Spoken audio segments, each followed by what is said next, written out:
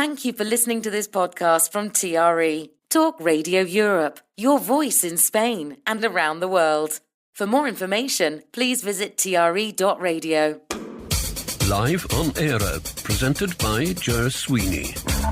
Good evening and welcome. Nice to have your company for another edition of Live on Eire, the Irish programme. Hang on a sec.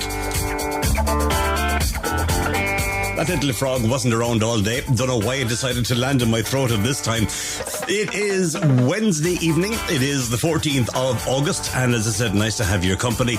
I've got a very busy programme for you this evening. I was travelling recently. I went to a place called Timahoe in County Laois. And there I met a fabulous group of fellas. And they comprise the Timahoe Male Choir. We're going to be hearing from them. We hear some of their stories. But there's a reason why I went 2 hours from home in the lashing rain about 3 or 4 weeks ago to talk to the men from the Timahoe Male Choir, and you'll hear that in the next wee while. In the second hour of the programme today, I'm going to be talking to Dan Lawton. Dan has written a book which is called The Hunted. All right, it's the Kevin Barry Art story. It's about Northern Ireland. It's about a man that was he was picked upon by the police and by the security services in Northern Ireland.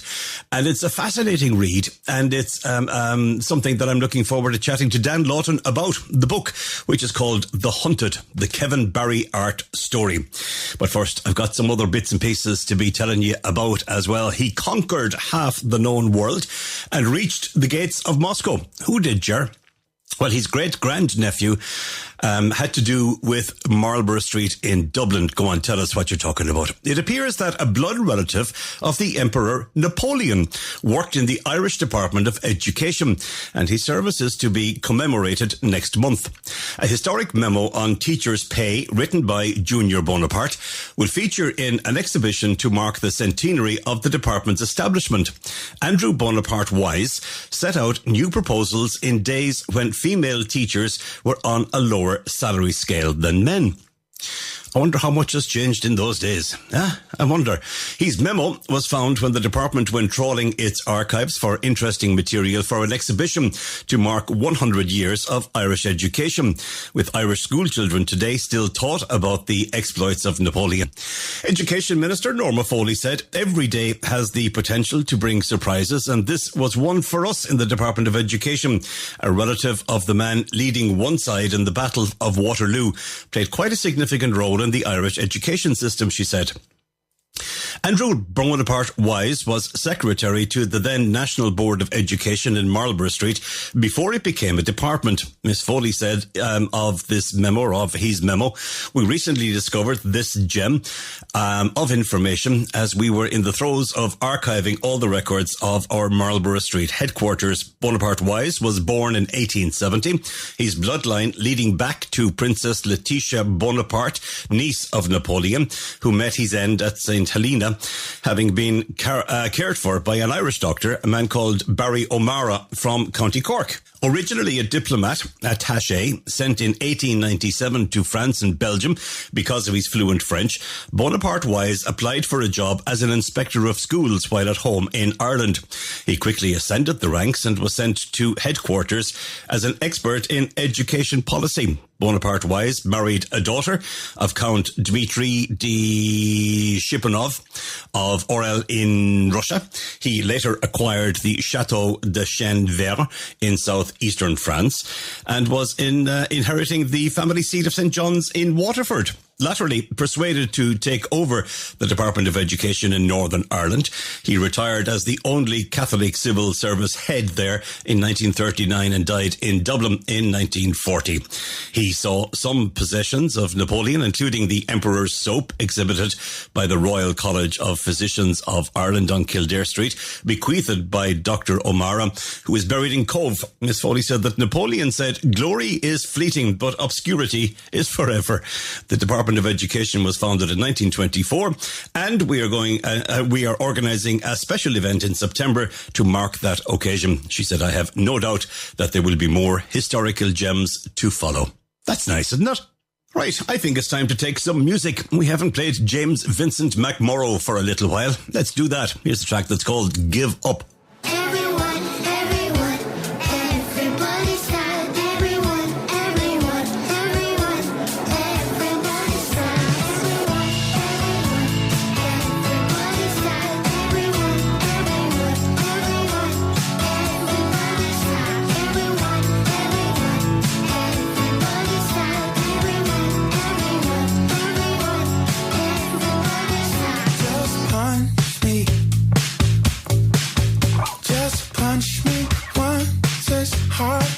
you can stand, I'm ready.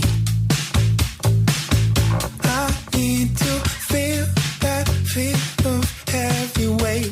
It's okay. It's over now. Hunched over, face on the ground.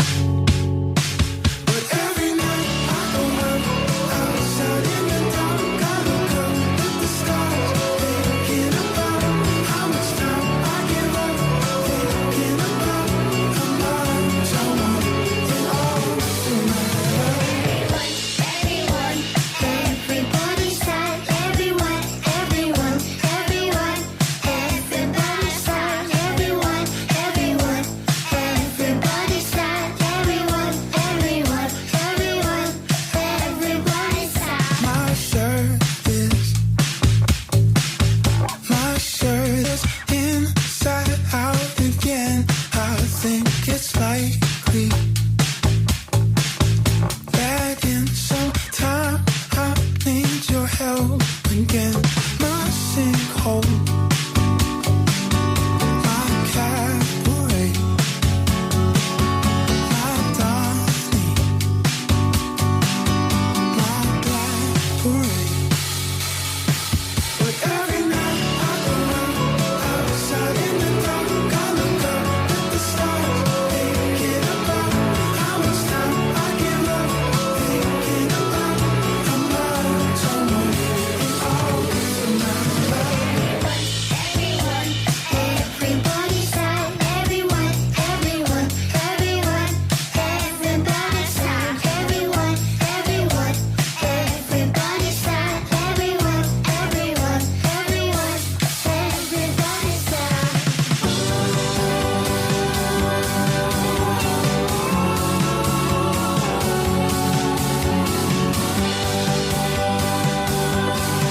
night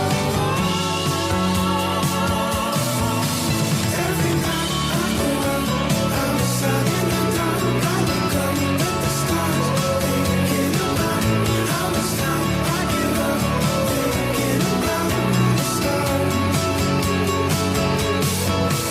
Every night I go out, outside in the dark, I look up at the stars, thinking about how much time I give up, thinking about how much I want it all to matter. Everybody's sad. Everyone, everyone, everyone, everybody's sad. Everyone, everyone, everybody's sad.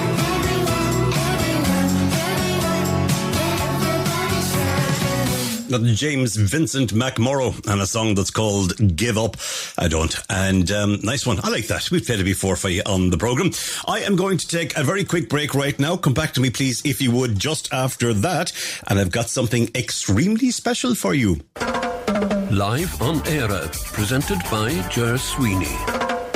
I did say to you just before the commercial break that I was going to bring to you something special, and that's exactly what I'm going to do. I am at this moment in the Tower Inn in Timahoe in County Laois. And it's a smashing spot. I've never been to Timahoe before. I was hoping to get a chance to look around the village, but when I arrived there was torrential rain, the end of July. The voice might be a bit ropey because we're recording this in County Laois the day after Clare won the All-Ireland hurling, and the homecoming is happening as I speak in Ennis. But I'd rather be here chatting with the people that I'm going to chat with. Before I introduce you to them, I want you to hear them. And I'm going to ask you a question, and when we come back after you hear this beautiful rendition, I'm going to tell you the answer. The question is, what do Calvin Harris, Codaline, Damien Dempsey, Kylie Minogue, or Kylie as we know her, and a whole lot more of international stars have in common with these gentlemen? Oh, my life is changing every day, in every possible way. And oh, my dreams, it's never quite as it seems, never quite as it seems.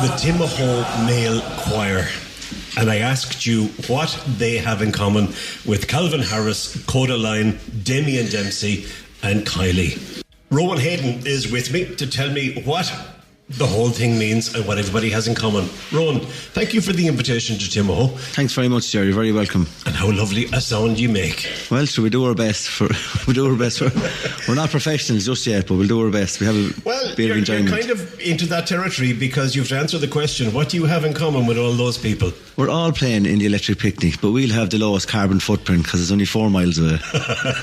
Now, the electric picnic, explain to anybody that may not know what the electric picnic is. Well, I suppose the easiest way to describe it is it's Ireland's Glastonbury or Ireland's Woodstock, and it's a big international music festival situated in the Cosby Estate in County Laois in the middle of Ireland, and it's been running for this is 20th year, and it has seen lots of various acts from Christy Moore right up to Snow Patrol. There's many stages. I think there's up to about 20 or 30 stages. There's something for everybody. Electric picnic, from a 2-year-old to a 92-year-old. There's something from everybody. All right. I'm going to ask you shortly how this all came about. But first, will you tell me about Timahoe, where exactly we are, and just a little bit about the village? Well, you're deep in the Midlands of Ireland here in County Laois. It is the only county actually that's most landlocked. It doesn't touch a county that touches the sea, or indeed does it not touch the sea itself.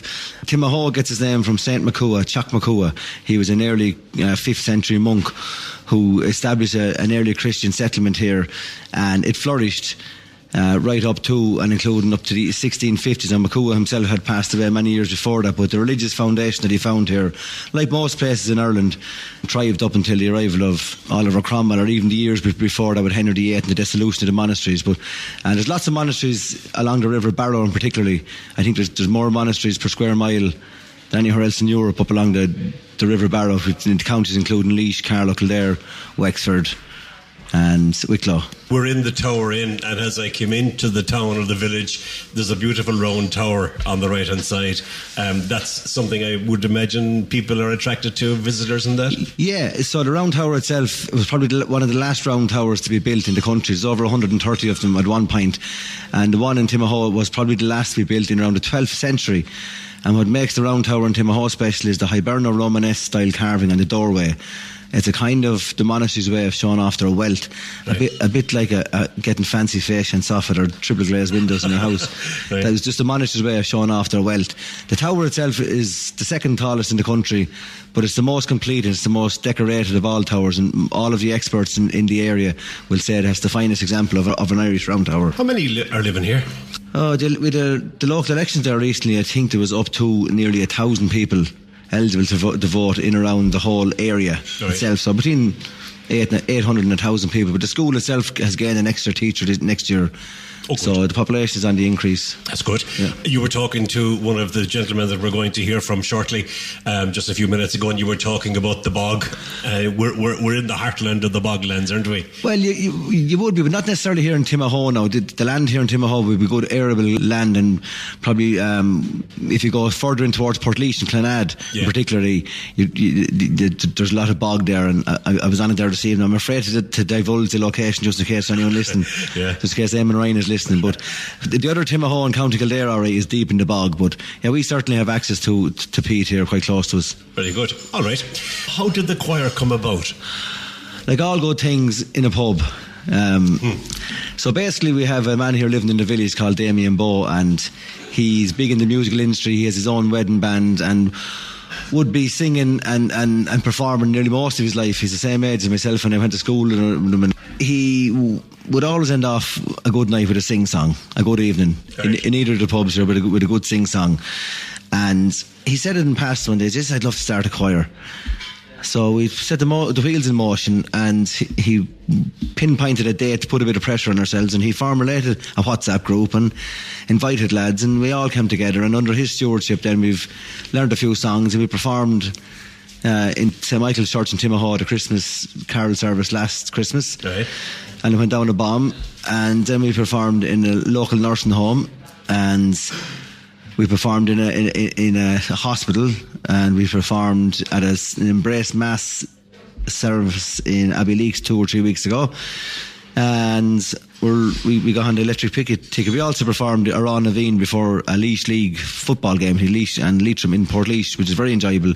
And we also performed at St Patrick's Day parades in Portlaoise and in Timahoe, and it's enjoyable. It's a great way to meet. It's a great way to have a bit of a banter, a bit of a crack. And I suppose we've often described it as it's our men's shed. Okay. We come together every Monday night, non-stop now since last October. Each Monday night practicing songs, 1 hour, strictly 1 hour. And yeah, it's enjoyable and we have a bit of fun. And how do you decide what you're going to sing?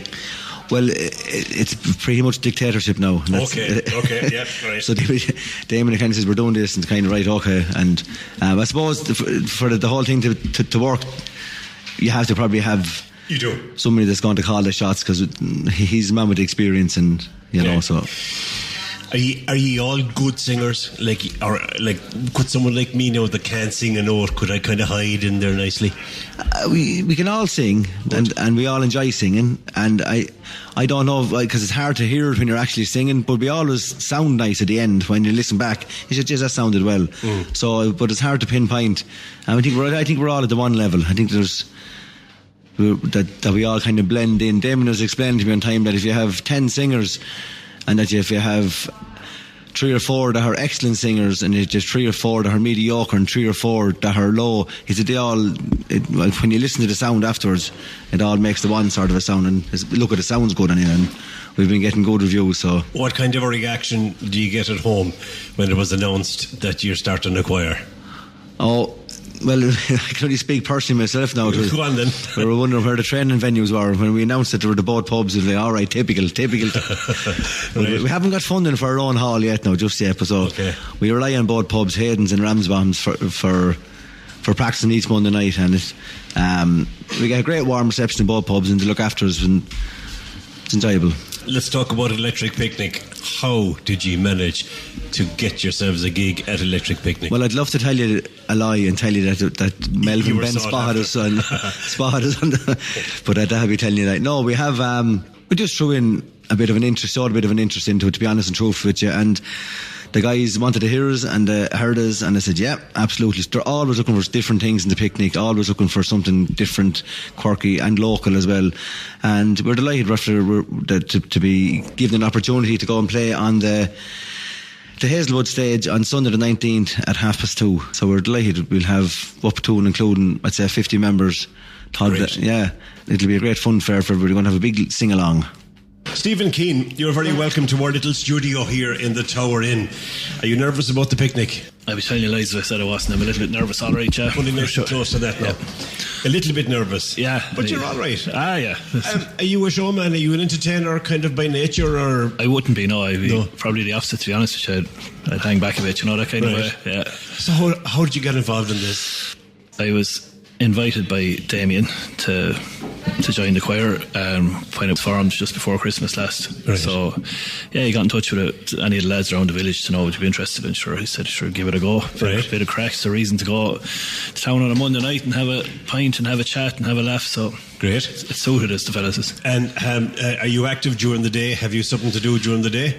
Oh, I am. Yeah, I work full time. I'm a public service civil servant. So okay. Yeah. And do you be practicing?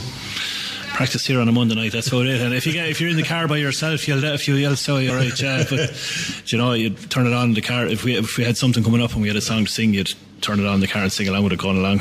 And what does it mean to you to be part of something like this that, started off as all good ideas happen, as Rowan said, in the pub, and here you are entertaining the masses? Oh, sure, it means a lot.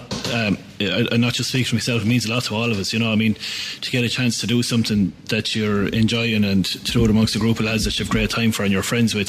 Sure, it means everything. It means a lot now, and it means a lot to our families as well. It's the talk of the place really at the moment, And I know that you do kind of charity events and you sing at various things for charity. That must make you feel kind of good too. It did. We felt we sang at the Embrace Mass, which was Embrace are an organisation that helped families bereaved by farm accidents, and we sang at the Embrace Mass a couple of weeks ago. Got a great sense of achievement out of that, and we enjoyed it. It was a poignant kind of an affair, and it kind of opened our eyes to what hardship families go through and stuff, and we were delighted to be part of that and delighted to help out with that. So that was a great sense of achievement off that one. Are you a native? I'm not. I'm living in Timahoe about 24 years. They'd nearly call you that. They probably would. They? Yeah. They probably would at this stage. You'll always get the old blow-in remarks here and there, but yeah, they would.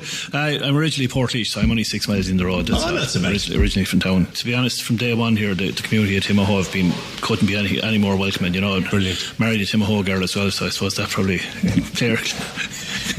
How does she feel about having a superstar in the family? Superstars probably a bit. But no, she's we get the slagging as we fierce. I was telling her that there was someone coming over from Spanish. Oh, for God's sake, she says, will you stop? There'll be no living with you now. I took a picture of your car outside and sent it to her. I told you. Saw the Spanish car outside. I took a photograph and sent it to her. She's delighted for us. She sees the crack that's going on, and the fun we're having together. So she's delighted for us. Will we take a listen to another song? Sure, why not? Yeah, well. We'll do that, and we'll have a chat with someone else. Sure. Stephen, thanks a million. Not all, Ger. Let's take another track.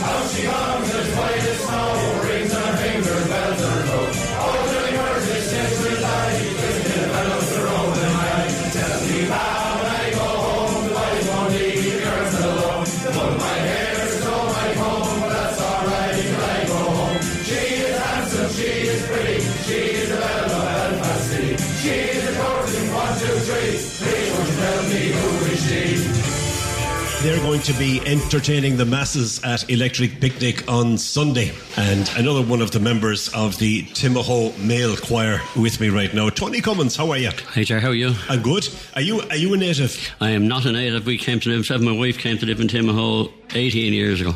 Wow. And it's this very special little village because the welcome we were given when we got here was just incredible. Lovely. And ever since. And it was yourself, it was the one that pushed me into going to the choir. Right. One of the members, a chap called Pat Duff, was on to me, come on down. And she said, go. So you have to do what you're told. She was just glad to have you out of the house, let's say, on a Monday night. Exactly. Even if it means going to the pub on a Monday night, sure, what can you do? It's not a bad idea to have the rehearsals in one of the pubs and then a bit of crack afterwards and stuff, isn't it? We've been in stickier situations. In terms of what ye sing, Tony, have you a preference for the newer stuff or the older stuff or whatever? At my age, definitely the older stuff.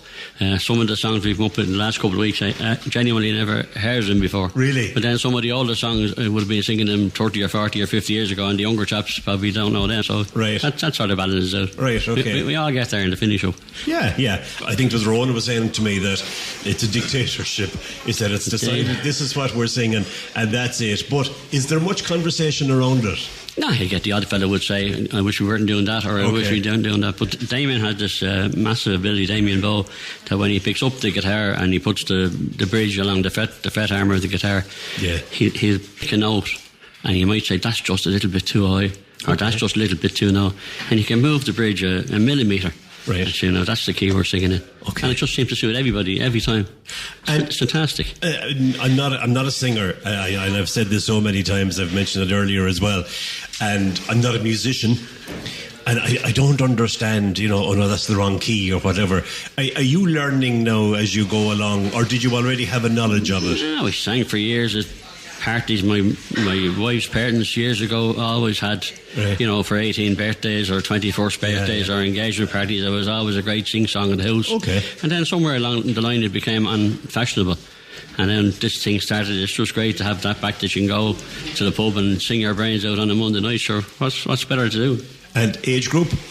I was youngest, probably in mid-20s right up to mid-70s probably. Wow. Yeah. And you all get on well? Absolutely. But you would have got on well anyway. It's a tight-knit community, isn't it? Yeah, absolutely, yeah. And all different walks of life as well, so it's great, it's fantastic.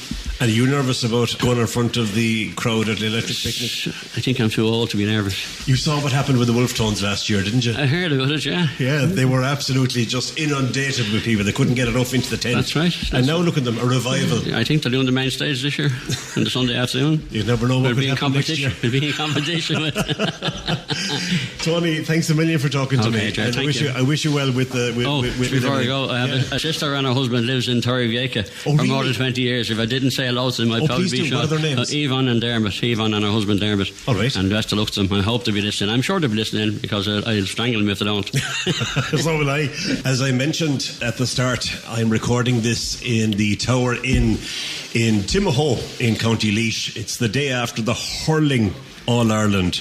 The football All-Ireland hasn't been played yet, but a man that would be well and truly used to homecomings and celebrations because he's from Kerry. Owen O'Sullivan, you're very welcome. How are you? Thank you very much, Jerry. I'm good and delighted to be here and delighted to be part of your show. Oh, thanks very much indeed. As a Kerry man, you will regret that there's no Kerry participation in this year's All-Ireland. Yes, indeed. We were kind of, I suppose, we started off playing maybe teams that weren't as good as us, and we didn't get into a good stride until we met Derry. And I felt then that, the kind of play the kind of football that's happening at the moment is very defensive. And I think Kerry maybe played a bit into that. Our fitness, I think, told in the end. But we're disappointed. But look, it's nice to see football going around, and you have a Galway Armagh final now, so I don't think anybody's complaining, you know. No. Tell me, how did you manage to be in Timahoe? It's a long story. I came up from Kerry here in about 1978. I was a guard in Portlaoise, and I worked there then for about 33 years as a guard. In 2003, we decided to move out the country. We were living in the town. I'm a countryman, as you probably guess. I'm from the Beara Peninsula. So we saw the opportunity to move out here to the countryside in Timahoe. And I loved the village all my life when I was working here, because it was such a scenic setting and all that. I left the Guards about 14 years ago, so I worked in the National Gallery then for 10 years, and now I'm retired. Lovely. And now I'm at this. Fantastic. So it's great, yeah. Did you ever think you'd be in a male choir? No. Did you not? I did not, definitely. It was only about last January. I knew it was happening, I knew it was going on, and someone approached me and said, would you like to join? And I said, God, no, I can't. I wouldn't be able and all that. Yeah. So I was kind of, ushered into it. And then when I came down the first night, I couldn't believe the camaraderie, and I couldn't believe that everybody was singing off the same hymn sheet, if you know what I mean. I do. Just got to know everybody, and it's such a social occasion now. And we're all looking forward to the electric picnic. But it's a great opportunity to be part of a community. That's the way I look at it, you know. If you never thought you'd be part of a male choir, you probably never thought you'd be performing in Electric Picnic. Absolutely not. I'd say the only performance I'd ever look forward to would be maybe at 1 o'clock in the morning in the pub. We might give a bar of a song or something. Right. That'd be about as far as to go. But Electric Picnic, no, totally different. Are you looking forward to it? Absolutely, yeah. It's coming near now, so we're getting a bit nervous and a bit excited. And it's still hard to imagine if we're doing it, because, when I tell people, they look at me and they say, this fella's kind of making things, have a bit of an imagination. Yeah. But no, it's reality, and it's coming closer now, and we're really excited about it. Are you learning stuff about notes and keys and we are, of like course. That? We are, of course. Yeah, sure. We're amateurs, and Damien is great to pick up on that, and he gives us the note to go the high note, the low note, and maybe go up a key or down a key, and we're learning as we go along. Thomas Carolan, another one of the Timahoe male choir. How are you? I'm not too bad at all, not too bad. Good. How are the nerves? Oh, holding up well. Yeah? Holding up. Are you a native? I was born in Timahoe. Lovely. And then I moved to Stradbally when I was 12. And then I just living on the borders of Stradbally and Timahoe now, so I frequent both Stradbally and Timahoe. How far away are we from Stradbally here? I'm 3 miles from Timahoe and 3 miles from Stradbally. Oh, right, okay. Right. So I'm in the centre, I can kick with one leg in Timahoe and one in Stradbally. Happy days. Are you a footballer? No, my two sons played football, okay, yeah. They play with Stradbally, of course. What did you tell them, or what did they say to you when you said you were playing Electric Picnic? Sure, they were a bit surprised, Well, they might have notions of going themselves, but not on the stage. How are you feeling about it? Sure, I'm delighted to get the opportunity to do it, Right. Delighted, yeah. And more than when I was asking Owen, did you ever think you'd be part of a male choir, or were you ever part of a male choir? Damien was on about his male choir for maybe a month or 6 weeks. Everyone said, will we go or will we not go? And about 15 of us turned up the first night, and I said, I don't think I'll stick this. After we done the first night, then we were sort of taken in by it, really. Right. It's a great break from work when you're working all day and you come at night and sing a few songs, and it helps you to relax and chill out. It does. Forget about things, Gets you out of the house. Out of the house. This isn't the woman giving out, yeah. And come here, can I ask you what you do for a living? I do a bit of groundwork and plant hire and stuff, yeah. Oh, very good. I do a small bit of work for the picnic as well, so all the boys can't wait to see me up on the stage. So is there a connection between you doing a bit of work for the picnic and you appearing at the picnic? No. It's our talent goes in, really. Completely. And good looks. Yeah. That's Before we go, it's important, I suppose, that we talk to Damien, the man who is the dictator and the founder A dictator is a strong word, I know. No, it's true. It's true. It's a strong word, but it's the truth. I was asking the lads about, you know, the choice of music and things. Oh, we're just told what to do and when to do it. You're the founder of this thing. Like, I know it came about in the pub where all good ideas come from. Yeah. But, I mean, like, looking around you thinking, yeah, a male choir. Really? The real reason for it initially was actually I said I'll try to get a choir going to church. Okay, that was the idea for it, you know. Okay. And which we did. Our first gig we did was a carol service. But look, it did come out of sort of sing songs up, and you know what I mean. Everyone's singing, everyone's enjoying themselves. There's not lads well able to sing as well, you know. So it sort of took the bull by the horn and said there's an opportunity now to get people in and do this sort of formally in a structured way, you know. Right. We only had about 6 or 7 weeks to lead into that, you know, which is fantastic. And then you see, you know, it's amazing to see people who you'd never thought would even do anything related to music and singing doing that, you know, and also buying into it as well, you know, like even the dress code for the carol service and so on and so forth and all that, you know. So, look, that was really the idea behind it. And also an old man who lived here told me that there was a choir back in the 1950s in this village here, and I believe in the conversation that men could only sing at novenas or something to that effect, you know. Right. So I thought, look, if there's one back then when they had plenty of work to do, let's do one now when we have, you know, live in a different time, you know. Right, okay.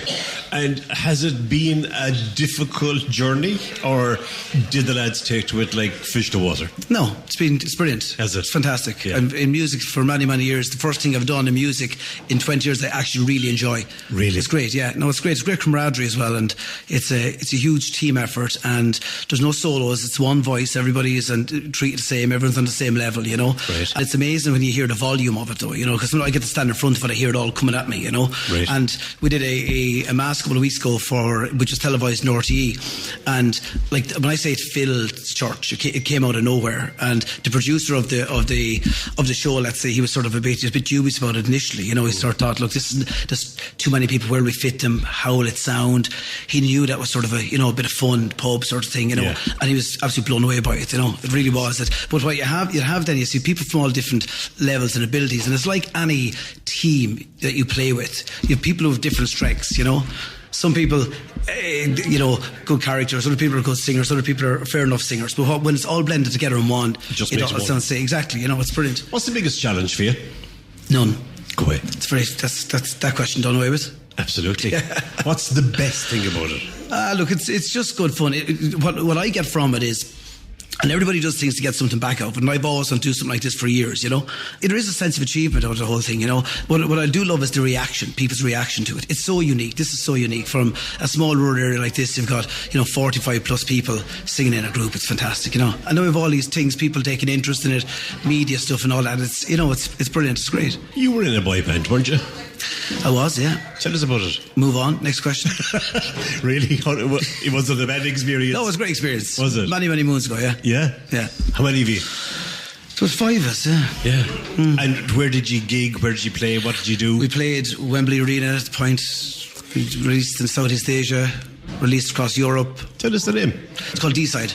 D-Side, okay. Actually, we're heading to the BBC tomorrow to a reunion show. Really? Yeah, tomorrow morning, yeah. Fantastic. So a little bit of a comeback, yeah. I asked everybody else about their favourite genres and, you know, what they like, and they said, look, we sing what we're told to sing and whatever. How do you pick what you do? This is, especially for the show we're doing now in September, you know, it depends on where we are. The set has to be tailored toward the audience, you know. Yeah. So like this is a show, it's a music festival, everybody's drinking them, you know what I mean? It's good, Yeah. it's great bit of fun. So what this is, basically it's like replicating a wedding set, right? So I, you know, do weddings for years. I see people that when they react to music, react to songs, what we call, you know, crowd pleasers. For this then, that's what that's going to be. It's going to be just stuff that everybody knows the chorus of. Okay. If you're singing a song that everyone doesn't know the chorus of, it's a very dull show. So the idea of this is going to be, we created a bio for the show, and it's the ultimate sing-along. That's what it is, you know. Fantastic. Listen, we wish you well with it. Thank you very much. Congratulations Yeah. on what you've done. Well, it's not just me. No, but It's I mean everybody. you, Yeah. but you as in you, the group. Yeah. Because I'm going to finish with this, and you're going to sing another song for me. Brilliant. Thanks a million for talking to me, Damien. Right, thanks, Ian. Thank you. Thank you. With it. Sorry.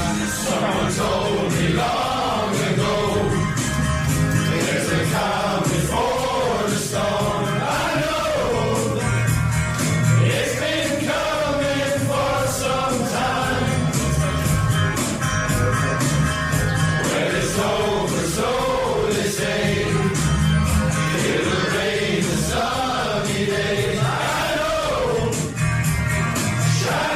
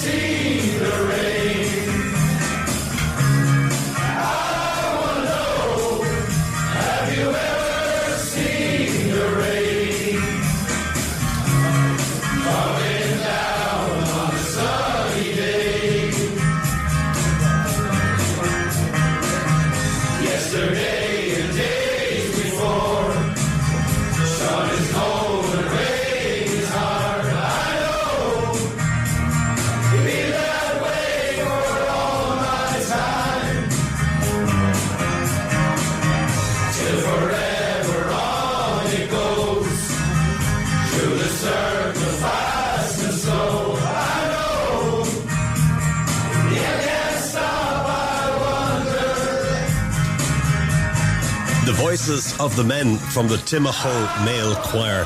And thank you very much again for the invitation to go along and meet all of you.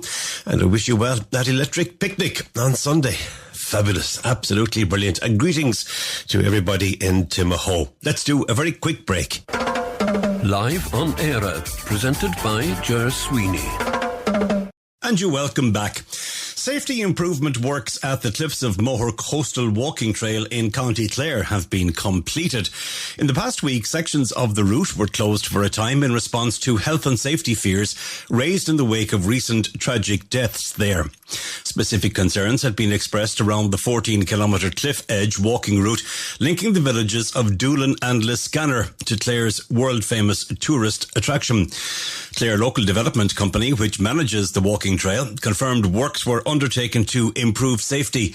The confirmation came 2 weeks after the death of a 12-year-old boy who went missing after becoming separated from his family while visiting the cliffs. His death came less than 3 months after an incident in which a visiting student in her early 20s fell to her death, having reportedly lost her footing while walking with friends along the cliffs in May.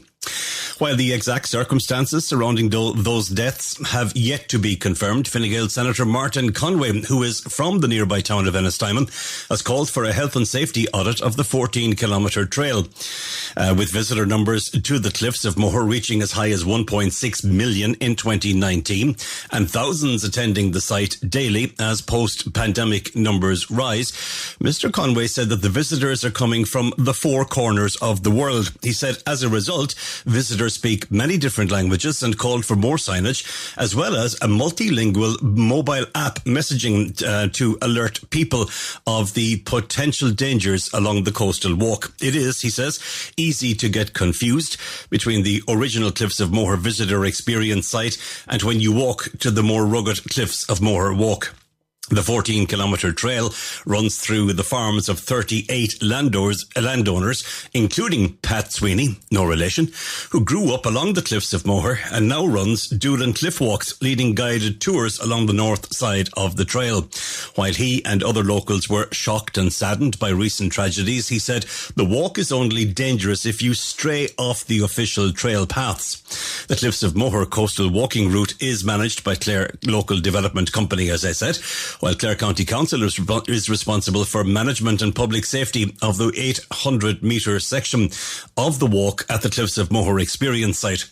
A draft master plan for the future development of facilities at the Cliffs, published by the Council last year, outlines the need for a complete overhaul of facilities at the visitor attraction. Over the past 10 years, visitor numbers have far exceeded those which the site was originally designed to cater for. This has significant negative impacts, it states. The Cliffs of Moher Strategy 2020, we will start that again, shall we? The Cliffs of Moher Strategy 2040 also states that the paths beyond the visitor experience are considered to be major safety hazards due to their proximity to the unstable cliff edge and unpredictable weather conditions. It adds that visitors rarely heed the warnings in situ and try to get as close to the edge as possible to take Instagram-worthy photographs. There'll be a lot more on that story, I would imagine, in the next wee while. And into next year, I would imagine there may be some more works done over the winter months. A centralised admission process for post-primary schools is to be introduced in a number of high-pressure towns and suburbs across the country in time for the 2025 school year. Minister for Education Norma Foley has announced. Limerick City and Ennis, County Clare, already operate a common application system, and plans are now afoot to extend the approach to other parts of the country where there is high demand for post-primary school places. Under this system, instead of making individual applications to several schools, parents submit one form on which they are ranking then local second-level schools from a list of choices. The schools then cooperate to allocate places. The Department of Education has not named areas where a common application system may be introduced, but they could include towns such as Greystones in County Wicklow, Maynooth and Selbridge in County Kildare, where additional first-year places have been created for this September. A department spokesperson said it would be extremely challenging to trial a coordinated process in areas that experience a significant volume of inward and outward movement, or areas that have a large number of schools. These and other factors will be considered in identifying the relevant areas, Ms. Foley said. We want to encourage schools, she said, in pressure zones to sign up to this. It will facilitate immediate recognition of the number of places required in the area. The Department of Education has been examining the systems in place in Limerick City and in Ennis to see what can be learned from the experience there of a common enrolment system. Officials acknowledge that such systems bring benefits, but they also said that their operation can be challenging. While parents fill out just one form, schools still apply their own individual enrolment policies to decide which children to accept. The chief benefit of a centralised system is that it is easier to ensure that at an early stage that all applications are accommodated. However, some parents in Limerick complain that because they are required to rank a large number of schools on the form, a child can be offered a place in a school that they actively do not want to attend, or they don't want them to attend. In Limerick, parents must list 11 schools out of a total of 17 across the city and out into the county. It's likely that any new centralised system introduced elsewhere will comprise a much smaller grouping of schools. Minister Foley said that the department wanted to alleviate the anxiety experienced by parents, students and schools in areas where demand for school places was high. The Department of Education uses census data and enrolment data, which includes children's addresses, to map and plan for future schooling needs. It also uses a geographical information system where things like planned future residential developments are tracked. So there you go. It'll be interesting to see how that one works out. Indeed it will. All right, it's Wednesday evening, nice and relaxed. It is live on Eire, the Irish programme. I hope you can stay with me. We're heading towards news at the top of the hour and taking us there. Here's Pigeon Millers and a song that's called The Only One. Enjoy. See you shortly. All the things you could have passed on, all the trouble you took on the list is so long. There was no end to the money. Everything we did was put right with two wrongs. You were the only one to put away the truth and show me the sun. You were the only man putting out fires the best way that you can. Every cigarette was lit up,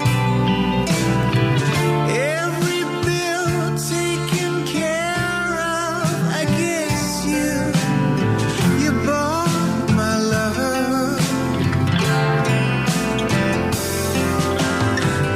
Things I didn't get to the core of. Vices you kept giving me more of. You were sent from above. You were the only one to put away the truth and show me the sun. You were the only man putting out fires the best way that you can.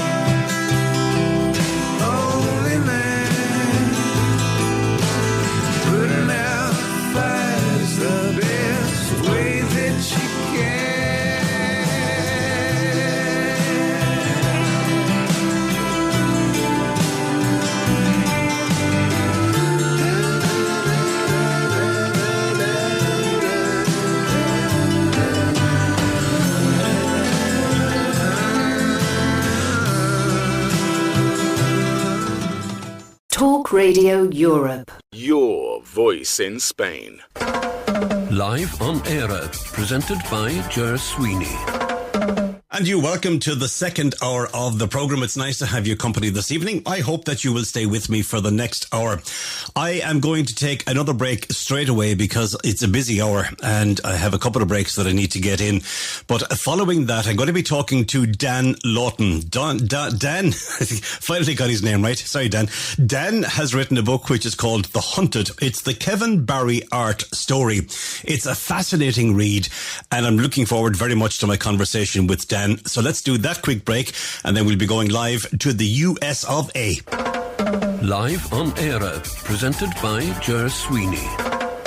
Dan Lawton has written a book which is called Hunted. It's the Kevin Barry art story. It's about his wrongful conviction for murder, a daring escape from the Maze prison, otherwise known as Long Kesh or H-Block, and the long fight for justice. Dan Lawton, you're very welcome to the programme. Thank you for taking time to talk to me. How are you? It's great to be with you, Ger. Thanks for having me. Can I firstly say congratulations on a great book? I've been thinking since I read it, there have been a few books like this that have been able to shine a light on things that happened in Northern Ireland during what we describe as the Troubles. Things that went on that we had no idea of, things that went on that we couldn't even comprehend. And it's only now, 20 odd years after the signing of the Good Friday Agreement or the Belfast Agreement, that stories are coming out from all sides involved in this particular troubling period in our history. But I had no clue about this. And if I had, I'd forgotten about it. And so your page, it was a real page turner for me. And I mentioned to you off air that a lot of the time I think I spent reading this book with my mouth wide open because of the disbelief that I was feeling in relation to it.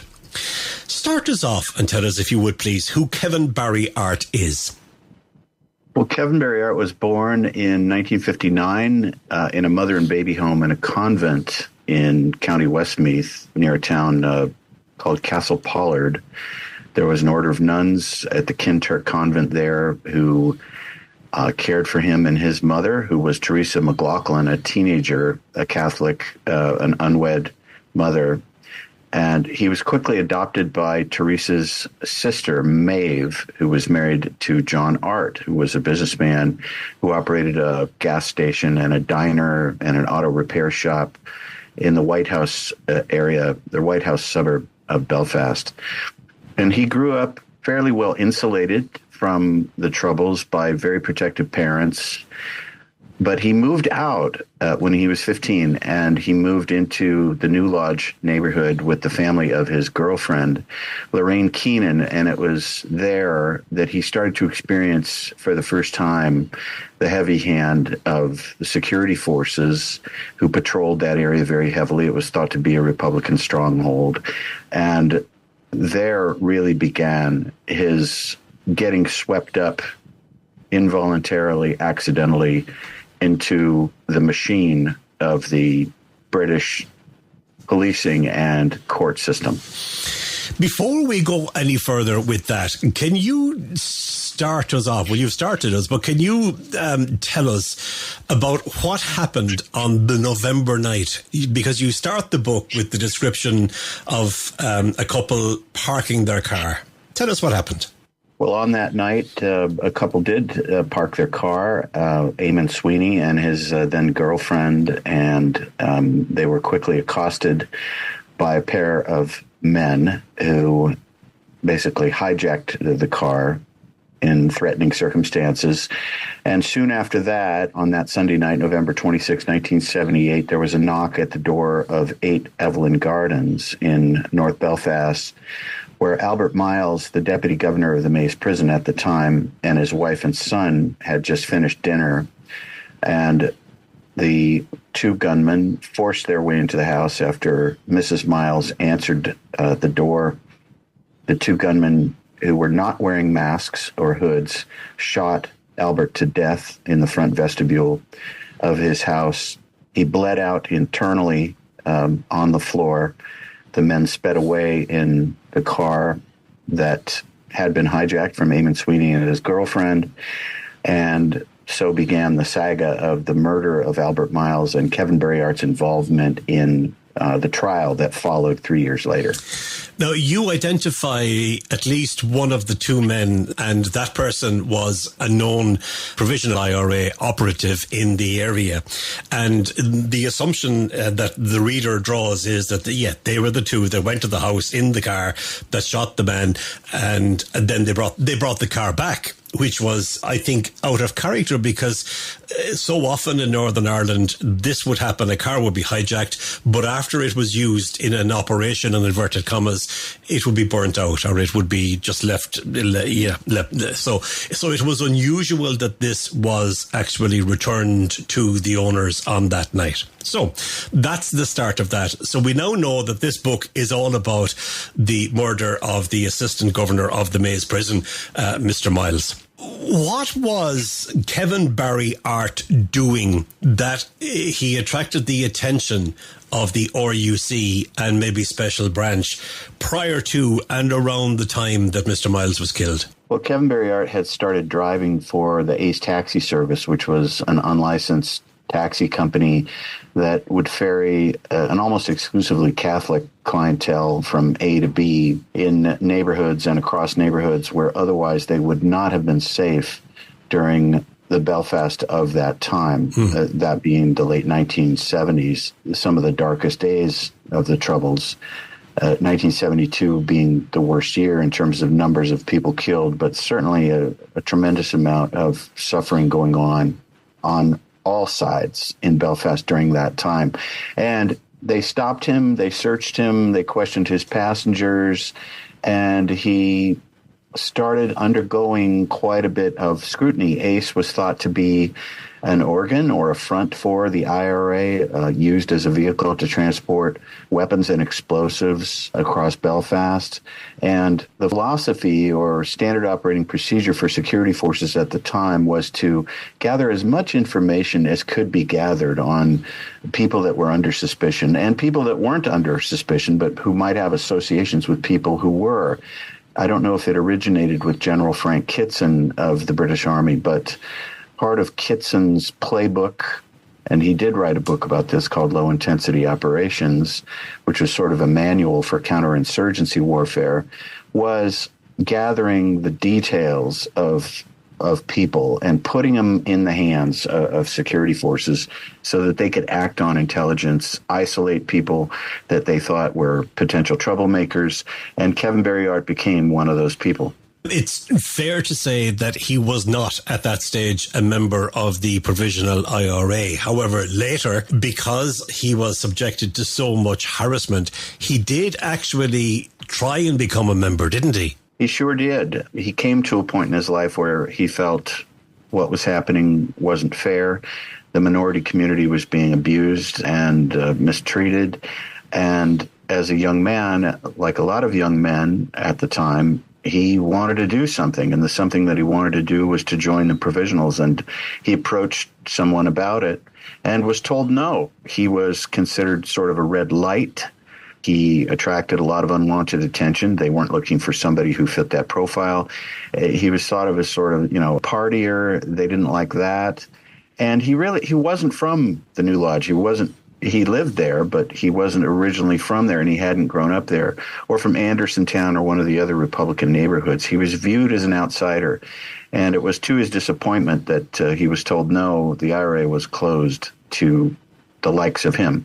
Okay. Something that I presume at the time was frustrating, but as it turned out, it became something that was quite beneficial to him. So what was Kevin Berryart doing on the night that Albert Miles was killed? He was with the Keenans at their house. They were watching television together, he and his girlfriend, Lorraine Keenan, and her parents, Brian and Gladys Keenan, and their son, Stevie. He later went for a drink with Lorraine's brother, and I think that was around 10 o'clock, and he was able to provide this as an alibi. I suppose it's important to say that you point out in the book on a number of occasions that when he was stopped, he became a real magnet for certain RUC members, I would think in particular, and he was told on more than one occasion, we will put you away, we will find something, we will stick something on you. And he was actually, as they say, lifted.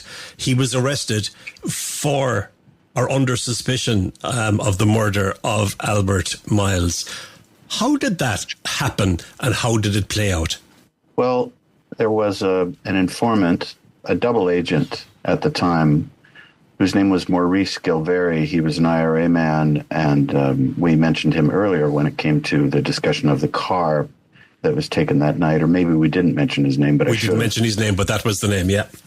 And Gilveri was a very useful source of information for the security forces. It was unknown, of course, to his comrades in the IRA that he was secretly in the pay of the British government, but he was, and that later got Gilveri a bullet in the back of the head in 1981 when they put it together, and he came to the attention of the Nutting Squad and Freddie Scappaticci. But several names were developed.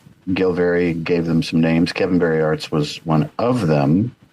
And they picked him up and took him to Castlereagh, and he spent 7 days there being interrogated, being shuttled in and out of the interview rooms and one of the 7x7 holding cells that they had. And they released him at the end of 7 days, not having learned anything because he didn't know anything about the killing of Mr. Miles. And his biological father, Charlie McNutt, came to pick him up.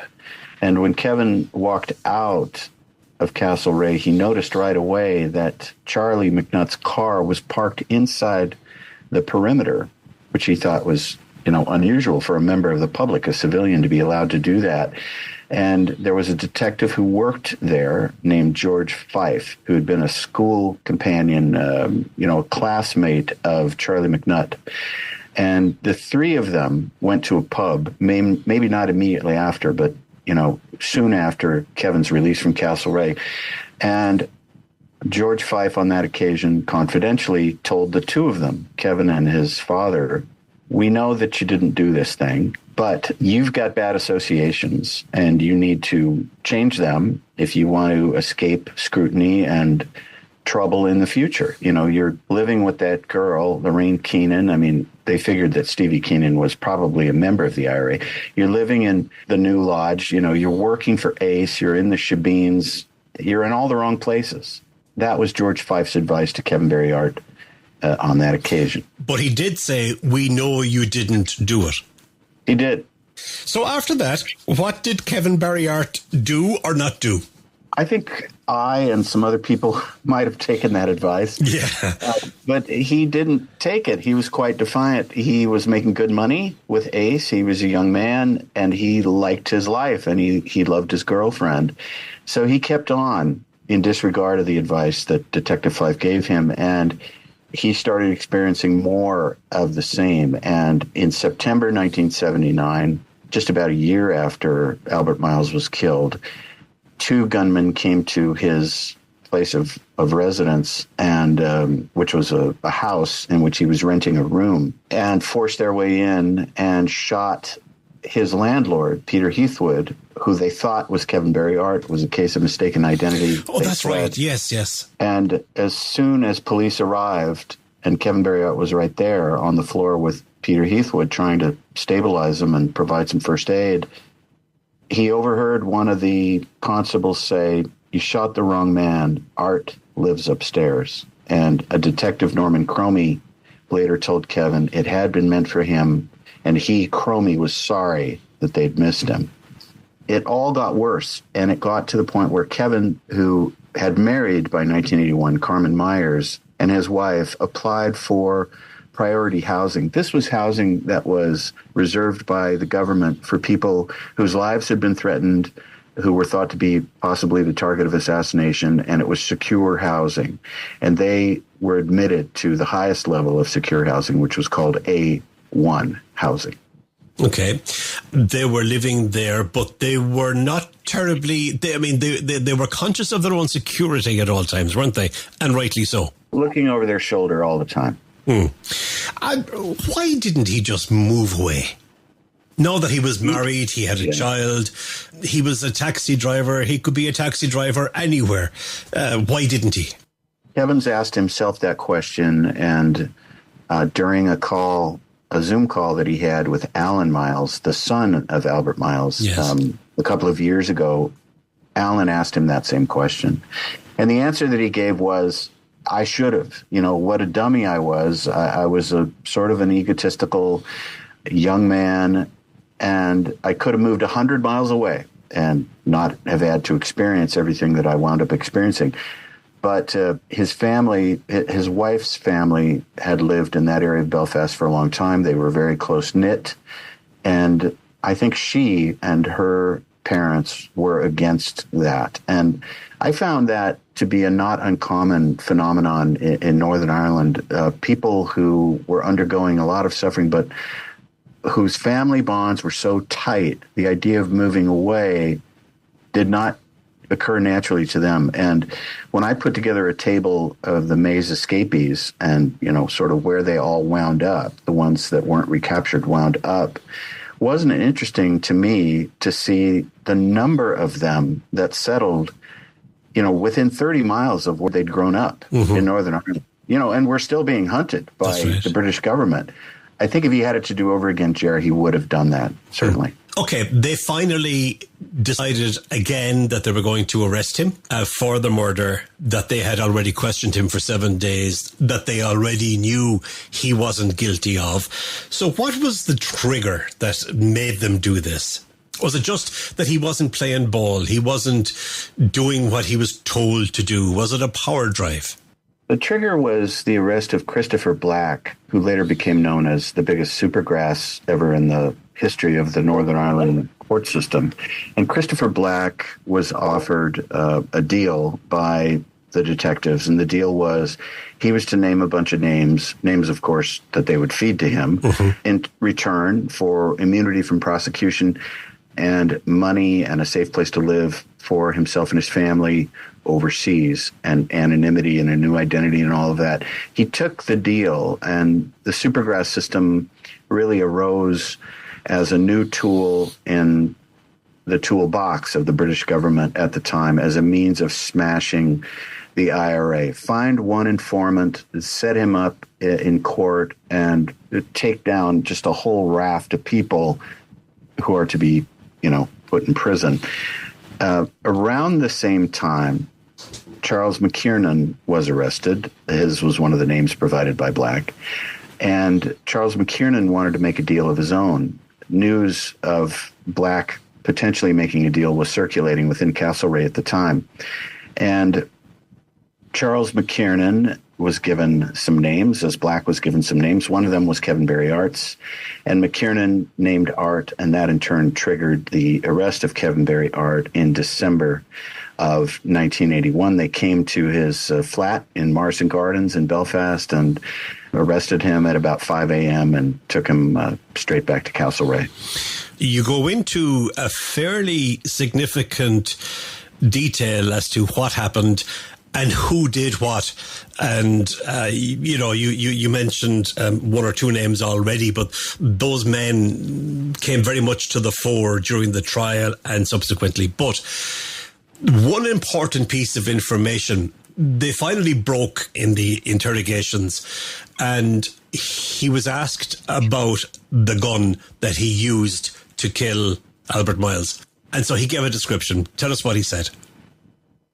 He said it was silver-colored, and it had a barrel that spun, which made it sound like it was a revolver, not a semi-automatic. This was a moment, Ger, in which the detectives, who were very proficient at getting people not only to confess, but to embroider the confession with enough detail so that it would be convincing to a judge in a diplomat court once the case came to trial, they were quite interested in making sure they had just enough detail, rather than some generic vanilla confession, that the defendant might later have a good chance of getting thrown out as contrived. And this was one of those little details that they wove in, or got him to weave in. He didn't know anything about guns. He'd never picked up a gun or anything like that. But he'd seen some TV shows and some movies, in which prop guns were used. And it came to his mind, okay, it was silver in color, And this was something that Mohammed Salahi, who was held in Guantanamo Bay for the better part of 19 years by the American government, wrote about in his book, because Mohammed Salahi confessed to all sorts of crimes that he didn't commit, and spoke of the importance of, in a false confession, giving enough details so it would convince even what Mr. Salahi called the dumbest dummies would believe it, because it had the ring of truth, of authenticity. And I think that's where that description came from. All right, let's roll the tape forward a wee bit. And the interrogation was complete. Black gave the evidence. They go to trial. And it was a very difficult trial, wasn't it? Talk us through that. Well, it was a trial that took place, Ger, in an atmosphere of what I would call barely controlled or barely concealed official hysteria. There were dozens of armed police and British soldiers in the courtroom every day.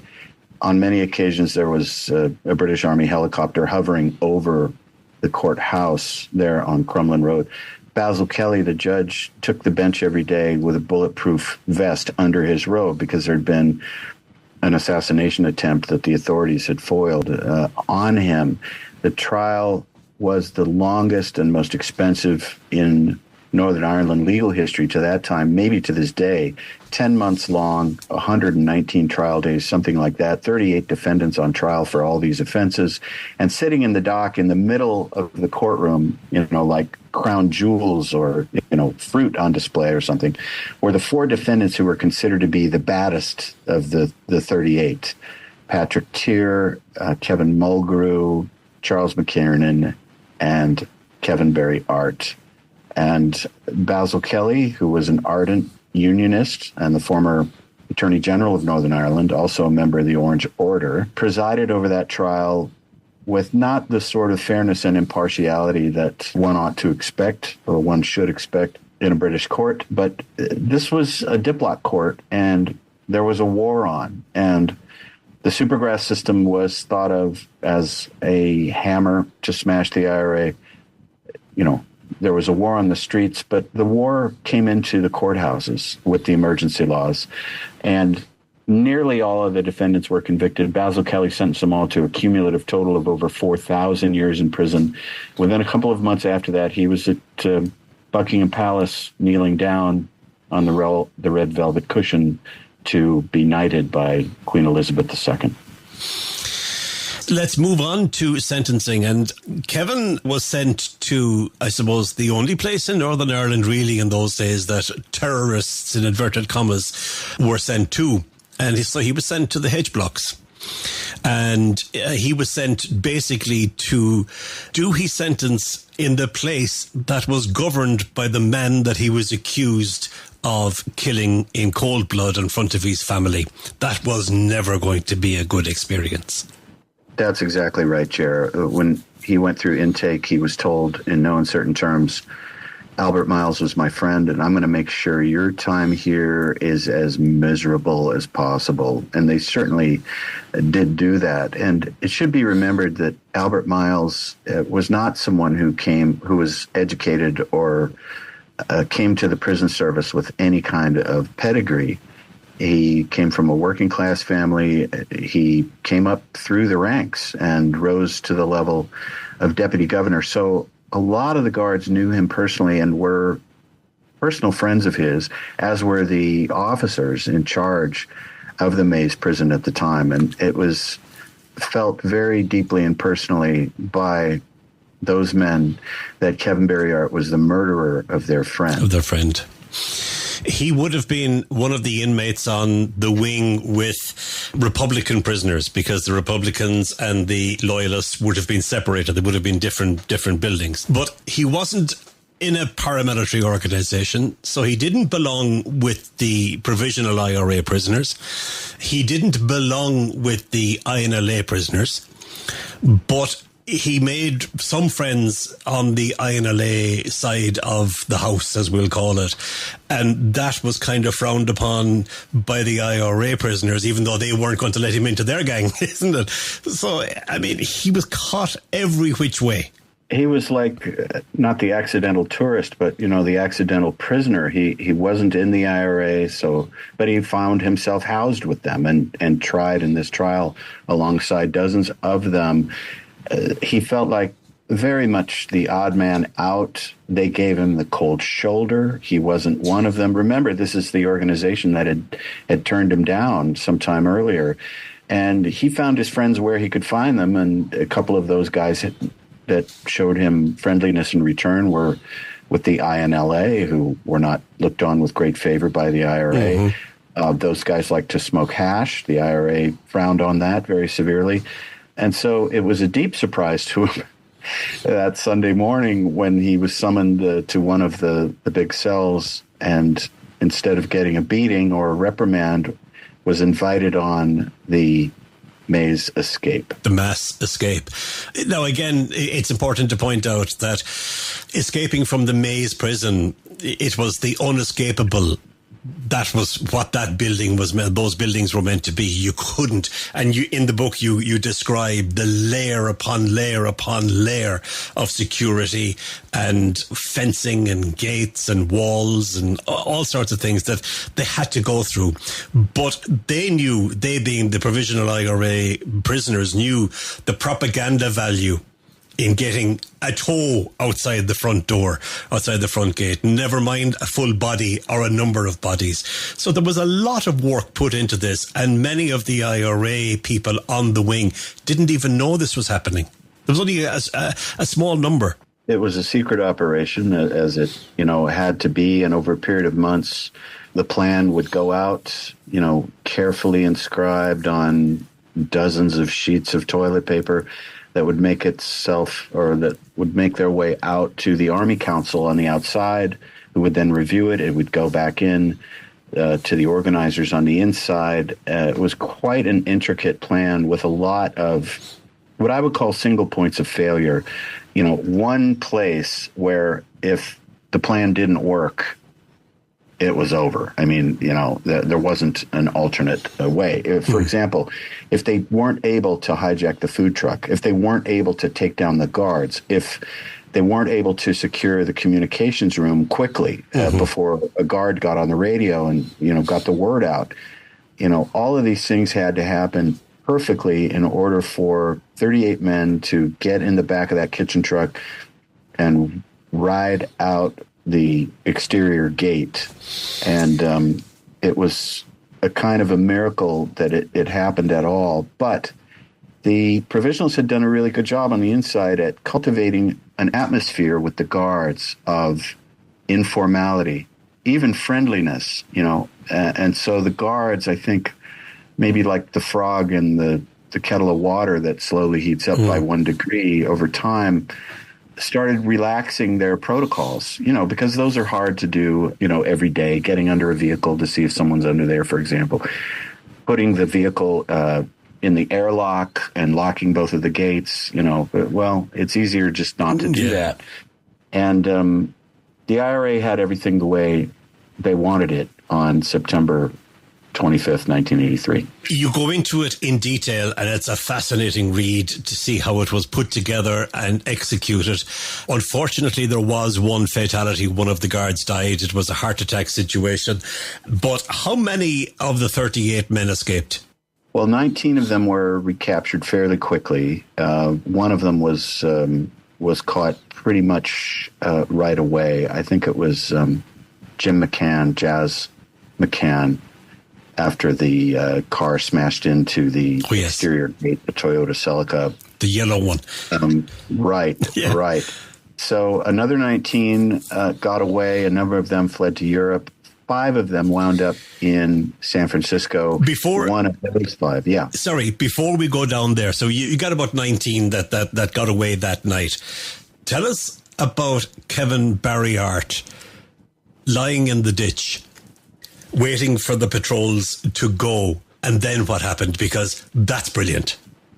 Well, he was under a hedge, wearing a cotton shirt and a pair of blue jeans, and in November. This is Northern Ireland in the fall, in the northern latitudes, and there was a British Army patrol nearby. He couldn't see them, but he could hear them, and he could hear that they had plummy English accents, and he laid there, just like a rabbit, trying to lay up and not attract the attention of the predator that might be nearby. And eventually they drove away, a couple of jeeps. He heard them drive off, and then he lay there for about another half hour wondering whether this was a ruse meant to get him to come out, and then they might shoot him or try to capture him. But the coast was clear. He cautiously came out of there, and he made his way onto a nearby housing estate. And there he hoped to find a car, thought he would hotwire it, get in the car, and drive. Came upon a couple of cars in driveways of houses, but found that those vehicles were locked. And then he thought, well, maybe I can find a bicycle. Started going through back sheds of houses, tool sheds, and he found a bicycle. And by now he was getting hypothermic. He also found a cardigan sweater. He put that on. He got on the bike. He cautiously came out of the shed, got onto the street. There were some kids playing out there under the streetlights. He waved at them as he rode by. And within about a half an hour after he went over a rise, he came down right into an RUC roadblock. And he said, that's it. It's over. So what happened? He bluffed it out. They asked him, they got him off the bike, put hands on him, asked him what his name was. He said his name was William Johnson. The constable asked him what his birthday was, and then a couple of other questions. Then came back to the birthday, which is good police work. Yeah. And of course, the person who's not telling the truth may not remember what they said the first time. So he gave a different birthday that aroused suspicion, and they took him in to the barracks. He had told them that he was a student and that he had heard about the commotion because of the breakout and came out just to see what was happening. That's what he told them. So they handcuffed him and brought him in. Yeah. And then, as you said, he figured the jig was up, but, why not bluff it out, play it out. So he got into the barracks, and there was a lot of activity going on, a lot of radio traffic that he could overhear. Officers coming in and out, and he was sitting in this waiting area, handcuffed, as you said, and he just was waiting for the moment when they came out and said, okay, another one back. Found. Yeah. But the escape plan, which you alluded to earlier, had as one of its very important provisions a rear guard who would take all the cell cards and all the files and all the records and all the photographs of all the escaped prisoners and burn them, so that in the immediate aftermath, once the authorities regained control of the maze, they would not be able to know who had gotten away. And this, during that critical time when guys are trying to get as far away as they can, as quickly as they can, if the authorities don't know who they're looking for, that would help them get a little farther away. And no computers. To have a photograph, of the escapees that could be broadcast, or even a physical description that could be broadcast via police radio. So he bluffed it out. They put him in the car. They took him back to the side of the road. His bicycle was still there, and they let him go. All right. Listen, you've been very kind with your time. I'm going to keep going because we're just getting to the interesting part of the story now, where you kind of come in here. But there's a little bit before that, in that he made his way to a Sinn Féin office. He explained what had happened. I'm cutting all of this very short because I don't want to be going through too much of what's in the book, because it's all there for the reader. He went away. He went to different parts of Ireland.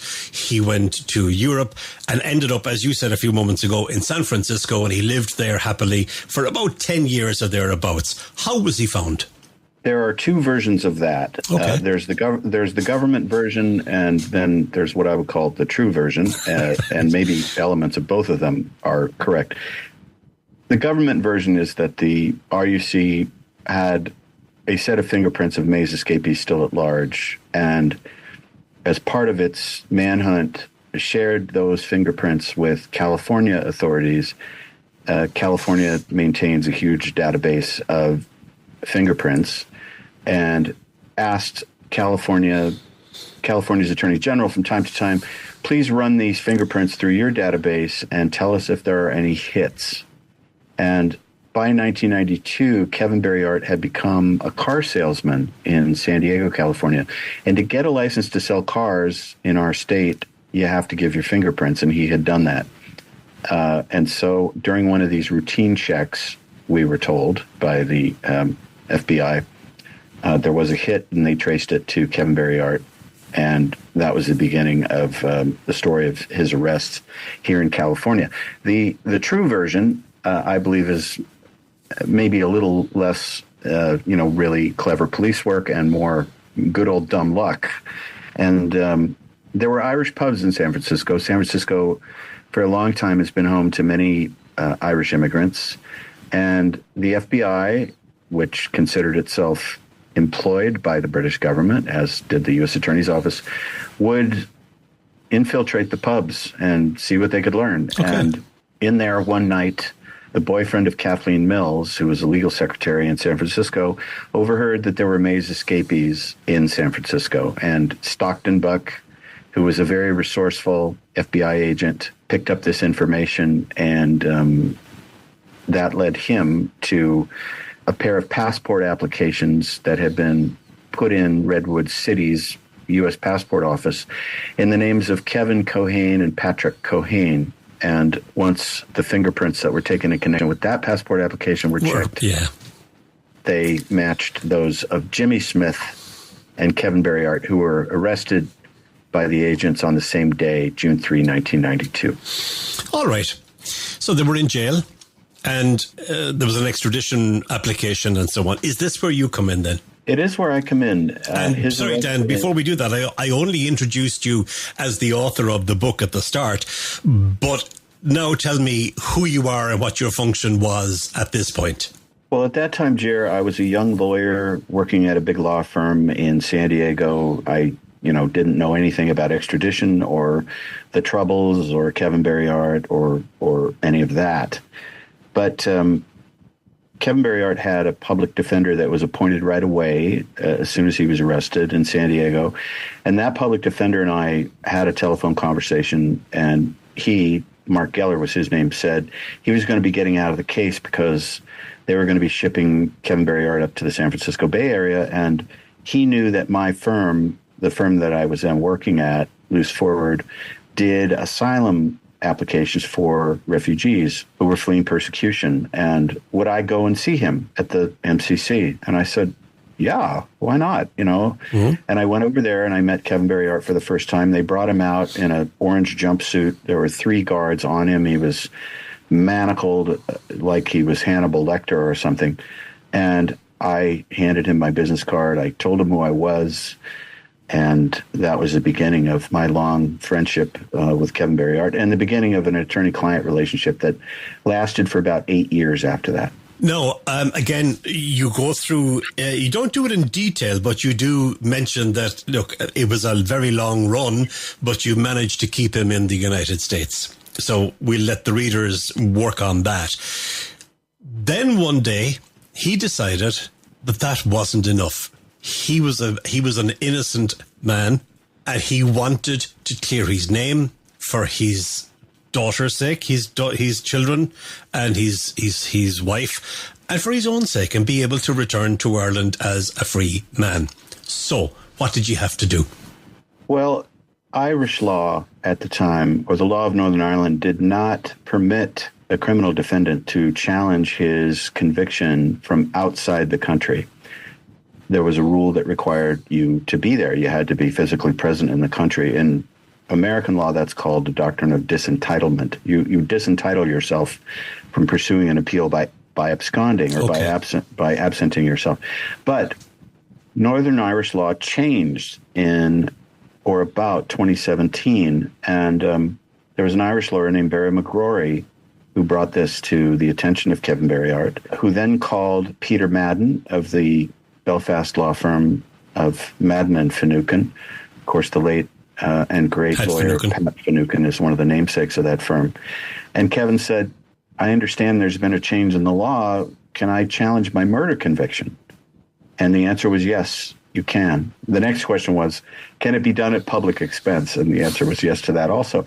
And so Madden Finucane and barristers Fiona Doherty and Andrew Moriarty began a 3-year effort to look into this murder conviction, get their hands on evidence that had been withheld at the time of the original trial in 1982 and 1983, and quash this murder conviction. Technology played a huge part in that, didn't it? Because there were technological tests that could be done. I'm referring particularly to paper that couldn't be done in the 1970s and early 1980s that basically proved exactly what Kevin Barry Art had been saying all along, had disproved what the special branch and the security forces in Northern Ireland had said under oath at trial, and what the judge had refused to accept. Right. ESDA testing, I think, is what you're alluding to. And ESDA testing, ESDA for electrostatic data analysis, enables the tester to see if notes, documents, signatures, handwritten notes have been tampered with or altered after their original creation. And this sort of testing, as you point out, was not available in the 70s and 80s. So if a detective falsified his notes in an effort to make them seem more incriminating, there was no way to test that at the time. But as the testing came along, and Madden Finucane and attorney Doherty and Andrew Moriarty got their hands on the detective's notes of the interrogations that had gone on inside Castlereagh in 1981.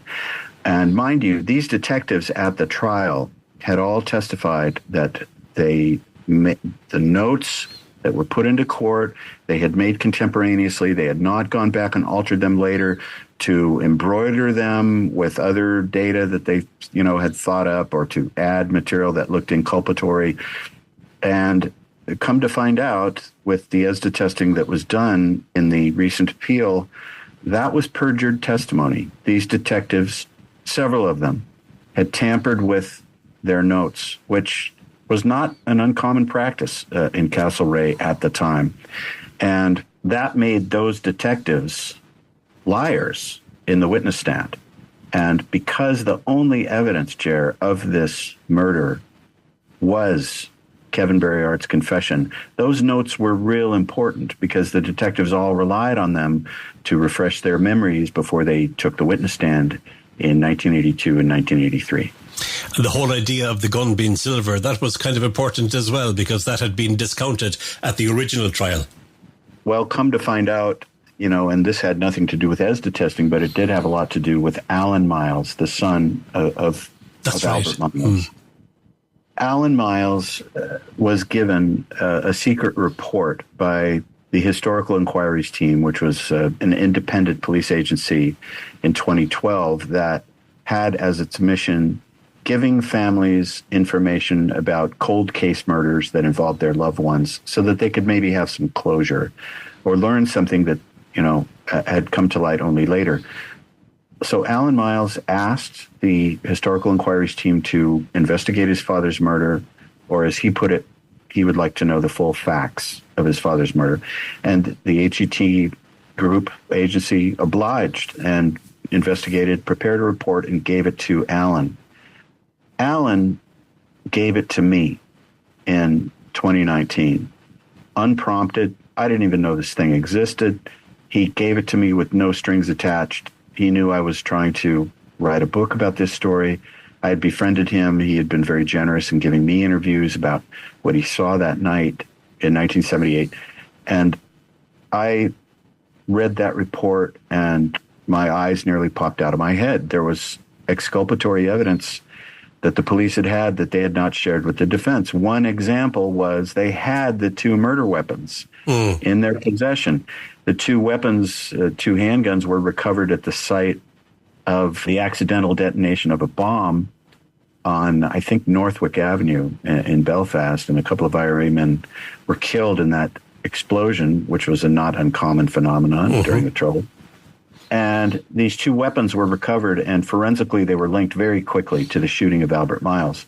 Now, if you were the prosecutor of the Albert Miles trial, you might want to put those weapons into evidence because, you know, these were the weapons that were used. It's always a favorite tactic of the prosecution in murder cases involving a firearm to introduce the firearm as evidence. But the problem was that these weapons did not match the description in the confession that was made by Kevin Barry Art. They were dark in color, dark blue.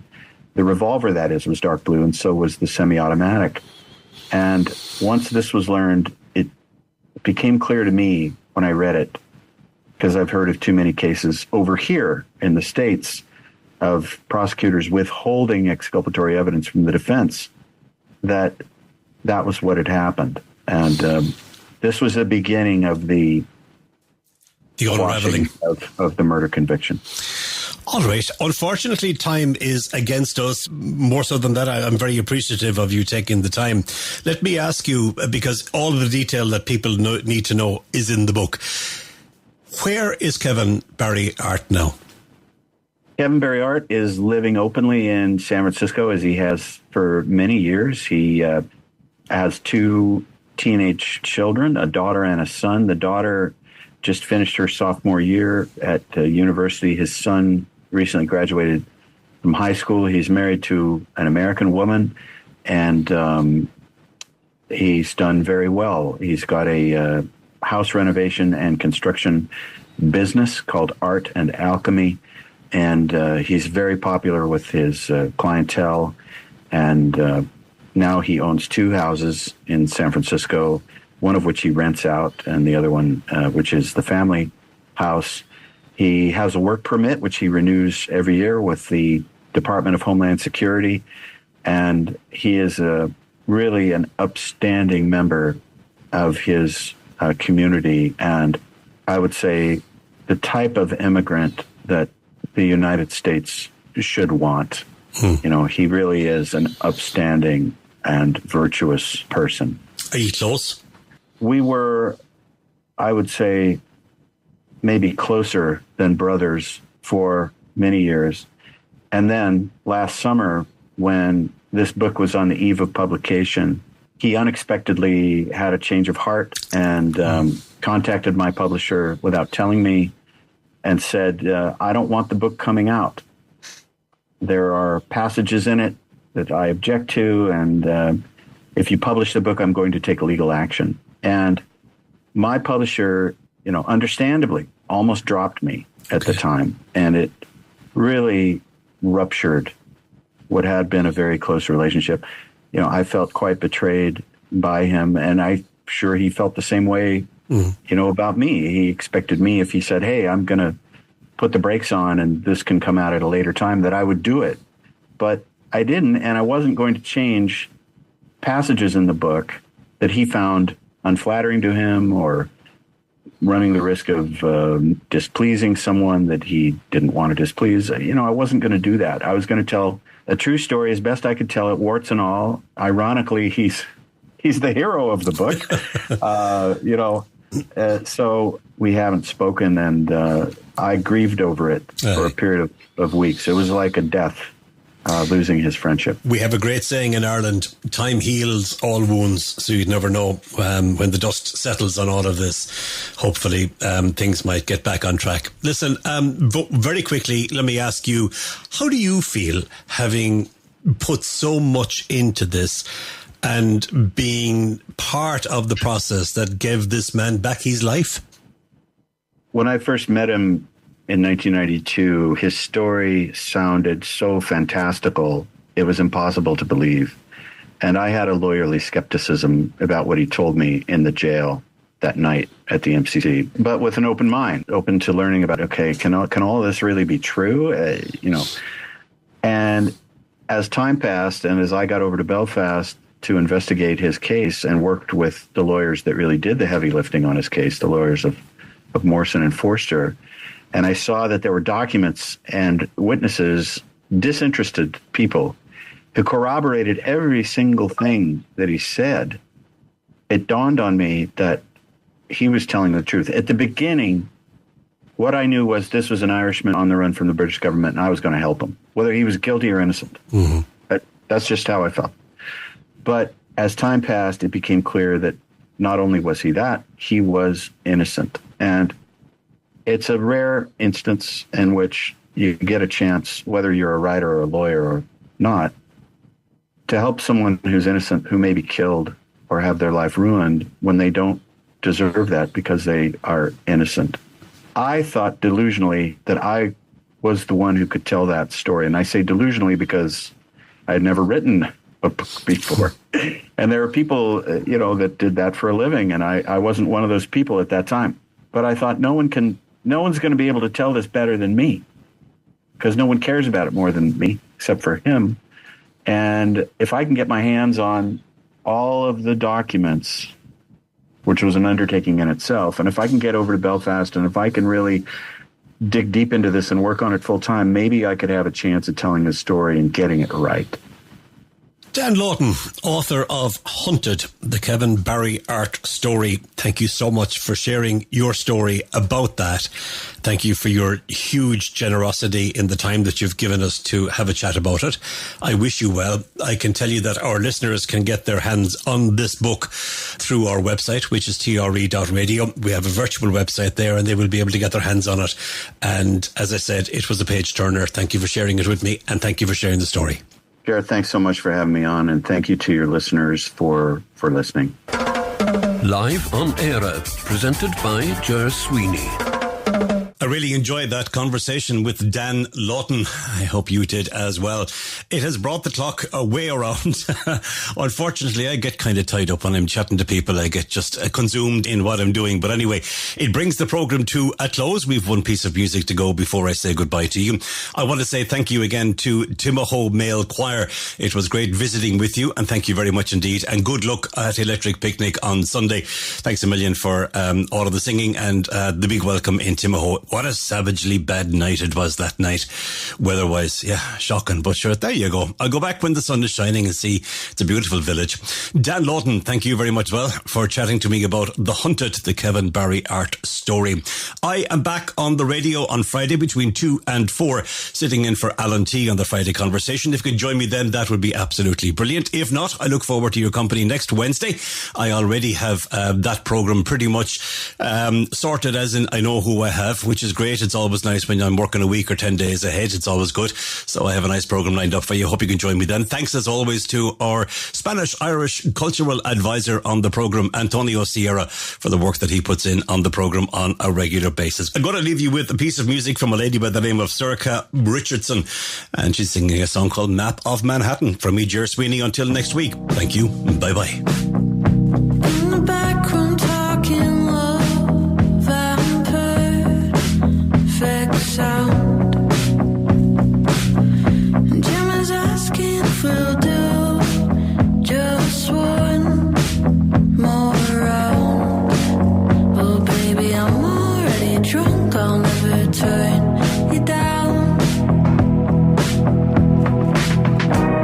I'm falling out, take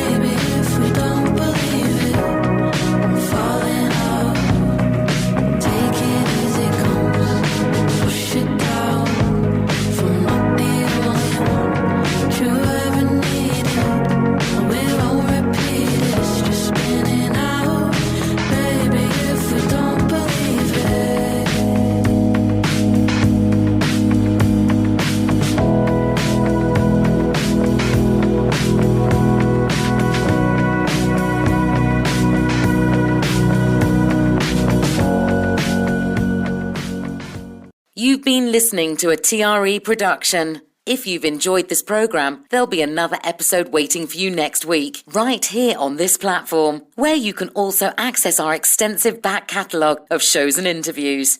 For more information on our live programming, social media channels and apps, and how to contact Talk Radio Europe, please visit tre.radio.